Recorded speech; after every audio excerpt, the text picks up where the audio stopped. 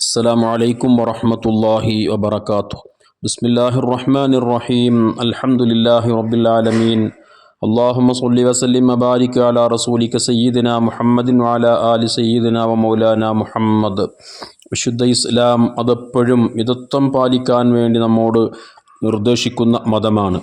ഒരിക്കലും അള്ളാഹു നൽകിയ സമ്പത്ത് അവൻ ഇഷ്ടപ്പെടാത്ത രൂപത്തിൽ അമിതമായി ചിലവഴിക്കുന്നതിനെ വിശുദ്ധ ഇസ്ലാം പ്രോത്സാഹിപ്പിക്കുന്നില്ല. മറിച്ച് എല്ലാ വിഷയങ്ങളിലും മിതത്വം പാലിക്കാനാണ് നമ്മോട് നിർദ്ദേശിക്കപ്പെട്ടിട്ടുള്ളത്. അത് നമ്മുടെ വീട് നിർമ്മാണമാണെങ്കിലും അതുപോലെ തന്നെ വാഹനങ്ങൾ വാങ്ങുന്ന വിഷയത്തിലാണെങ്കിലും മറ്റേത് വിഷയങ്ങളിലാവട്ടെ അവരവരോട് യോജിച്ച രൂപത്തിലുള്ള അവരുടെ സമ്പത്തിനും അവരുടെ സ്റ്റാറ്റസിനും അനുസരിച്ചുള്ളൊരു ജീവിതമായിരിക്കണം നാം നയിക്കേണ്ടത്. ഒരിക്കലും അതിവിനിയോഗം ചെയ്യുക എന്നുള്ളത് പാടില്ല. അന്ത്യനാൾ അടുക്കുമ്പോൾ ഉണ്ടാകുന്ന ധാരാളം കാര്യങ്ങളെ സംബന്ധിച്ച് ഹബീബ് സല്ലല്ലാഹു അലൈഹി വസല്ലം തങ്ങൾ നമുക്ക് മുന്നറിയിപ്പ് നൽകിയിട്ടുണ്ട്. അത് ചെയ്യൽ ഹറാമാണെന്നോ തെറ്റാണെന്ന അർത്ഥത്തിനല്ല, മറിച്ച് ലോകം അവസാനിക്കുമ്പോൾ ഇങ്ങനെയുള്ള കാര്യങ്ങളെല്ലാം ഈ ലോകം സംഭവിക്കും.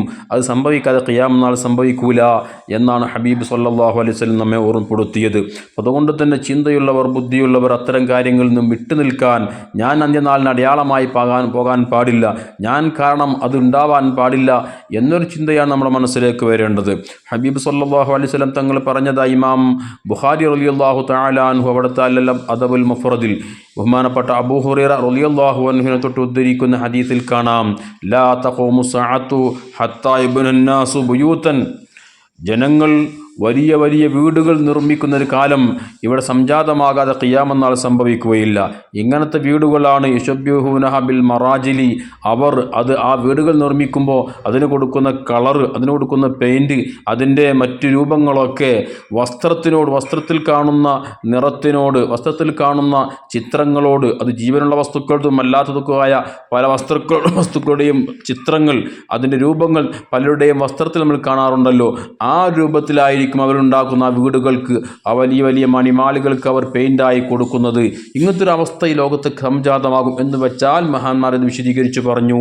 അനാവശ്യമായ ധൂർത്ത്, വീട് വേണം, അതിനാവശ്യമായ കളർ വേണം, ഇതൊക്കെ ആവശ്യം തന്നെയാണ്. പക്ഷേ അനാവശ്യമായി കിട്ടിയ കാശ് എങ്ങനെയെങ്കിലും ചിലവഴിക്കണം. അതിനുവേണ്ടി പല രൂപങ്ങളും പല കാര്യങ്ങളും വീടുകളിലൊക്കെ പെയിൻ്റ് അടിച്ചും മറ്റുമൊക്കെ ആക്കിയിട്ട് അങ്ങനെ അനാവശ്യ ധൂർത്ത് നടത്തിയിട്ട് സമ്പത്ത് ചിലവഴിക്കുന്നൊരവസ്ഥ, അതൊരിക്കലും നാം ചെയ്യാൻ പാടില്ല. ഇന്നല്ലാഹ ലാ യുഹിബ്ബുൽ മുസ്രിഫീൻ.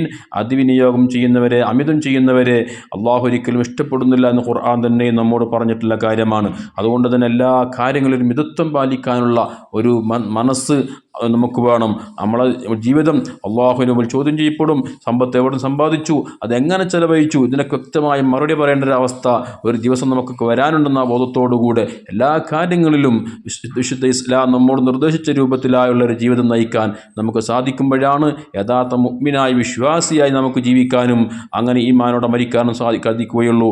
അള്ളാഹു അവൻ്റെ സ്വസ്വഭാവികളായ സജ്ജനങ്ങളായ അടിമകളിൽ നമ്മെ എല്ലാവരെയും അള്ളാഹു ഉൾപ്പെടുത്തി തരട്ടെ. ആമീൻ. അസ്സലാമു അലൈക്കും വറഹ്മത്തുള്ളാഹി വബറകാതുഹു.